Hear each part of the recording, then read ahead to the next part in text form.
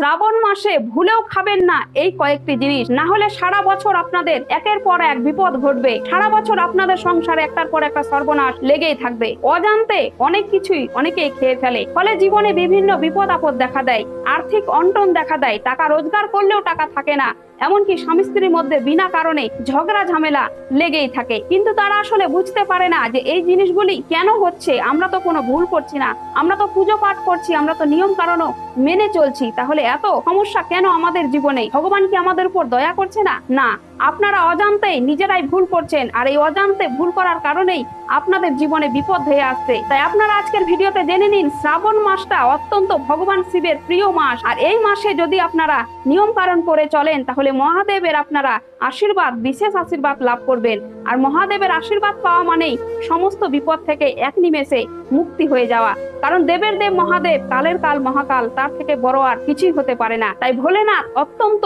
একটু জিনিসেই খুশি হয়ে যায়, আবার একটুতেই রুষ্টও হয়ে যায়। তাই আপনারা যদি শিবের আশীর্বাদ পেতে চান তাহলে এই জিনিসগুলি শ্রাবণ মাসে একেবারেই খাবেন না। তো চলুন দেরি না করে জেনে নেওয়া যাক। বেগুন ভুলেও খাবেন না, পুঁইয়ের শাক, পুঁইয়ের ডাঁটা ভুলেও খাবেন না, না হলে জীবনে আর্থিক অনটন দূর হবে না।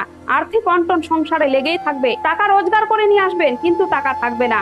আর যদি আপনারা বেগুন খান তাহলে আপনাদের স্বামী স্ত্রীর মধ্যে মনোমালিন্য, ঝগড়া লেগেই থাকবে, এমনকি আপনাদের শরীর স্বাস্থ্য ভালো থাকবে না, অসুখ বেসুখ লেগেই থাকবে। রসুন, পেঁয়াজ বা মাছ মাংস এই জিনিসগুলি থেকে দূরে থাকবেন। ভুলেও সোমবারে আর শুক্রবারে তো খাবেনই না, যদিও অন্যদিন খান, কিন্তু যদি পারেন একেবারেই নিরামিষ খেতে তাহলে খুবই অত্যন্ত মঙ্গল ফল পাবেন। একবার একটি বছর পালন করে দেখুন শ্রাবণ মাস। কিন্তু যদি আপনারা নিয়ম অনুসারে ভোলেনাথের পুজো করতে পারেন তাহলে আপনাদের জীবন একেবারেই বদলে যাবে, দুঃখ কষ্ট একেবারেই দূর হতে বাধ্য। করলা, তিতা জিনিস খাবেন না। এই মাসে তেতো জিনিস খেলে ভগবান শিব অত্যন্ত রুষ্ট হয়, সাথে সাথে মাতা পার্বতীও রুষ্ট হয়, কারণ মাতা পার্বতী তেতো জিনিস একেবারেই পছন্দ করেন না। তাই তেতো জিনিস থেকে দূরে থাকার চেষ্টাই করবেন। টক জিনিসও খাবেন না, কারণ টক জিনিস মাতা পার্বতী একেবারেই পছন্দ করেন না। তাই টক জিনিস থেকে একেবারেই দূরে থাকবেন, টক জিনিস খাওয়ার চেষ্টাও করবেন না। আপনারা যদি পারেন এই মাসে বেশি মিষ্টি মিষ্টান্ন খাওয়ার চেষ্টা করবেন, অর্থাৎ আপনারা ঘি দিয়ে ভাত খেতে পারেন,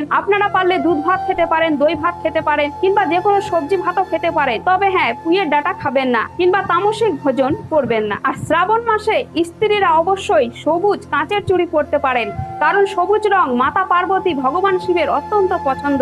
আর যদি আপনারা মাসের শুরুতে, শ্রাবণ মাসের শুরুতেই সবুজ চুড়ি পরেন তাহলে আপনাদের স্বামীর আয়ু বাড়বে, সাথে সাথে আপনাদের স্বামীর মঙ্গল হবে। তাই অবশ্যই সবুজ কাঁচের চুড়ি পরবেন। সাথে সাথে শ্রাবণ মাসে স্বামীকে অকাথ্য কুকাথ্য ভাষায় গালাগালি করবেন না, স্বামীকে ভুলেও লাথি মারবেন না, এমনকি গায়ে হাত দেবেন না। আপনি স্বামীকে সেবা করবেন, তাহলে অত্যন্ত মাতা পার্বতী সন্তুষ্ট হবে আর দুহাত তুলে আপনাদেরকে বিশেষ আশীর্বাদ করবেন। আরেকটা জিনিস, শ্রাবণ মাসে শিব পুজো করার আগে অবশ্যই গণেশের ধ্যান করবেন, কারণ গণেশের পুজো না করলে কোনো দেবতাই পুজো গ্রহণ করেন না। যদি পারেন শ্রাবণ মাসের শেষে অবশ্যই কোনো বড় মন্দিরে যাবেন, কারণ শ্রাবণ মাস যারা পালন করে তাদের শ্রাবণ মাস শেষ হয়ে গেলে, অর্থাৎ তারা গোটা শ্রাবণ মাসটি বাড়িতেই পালন করবে, আর যখন শ্রাবণ মাস শেষ হয়ে যাবে তখন অবশ্যই কোনো বড় মন্দিরে গিয়ে ভিখারীদেরকে দান করবেন, গরিব দুঃখীকে দান করবেন, সাথে সাথে ভগবান শিবের মন্দিরে গিয়ে ভগবানকে দর্শন করে আসবেন। মন ভরে দর্শন করবেন, মনে কোনো পাপ রাখবেন না। এমনকি কারো প্রতি যদি হিংসা করেন, নিন্দা করেন, মনে মনে প্রচুর ক্ষতি করার চেষ্টা করেন, তাহলে শিব কখনোই আপনাদের কোনো পুজো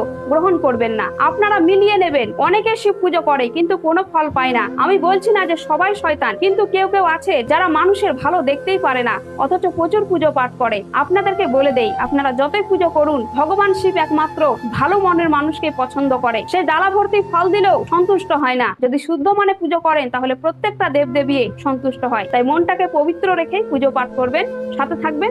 ধন্যবাদ।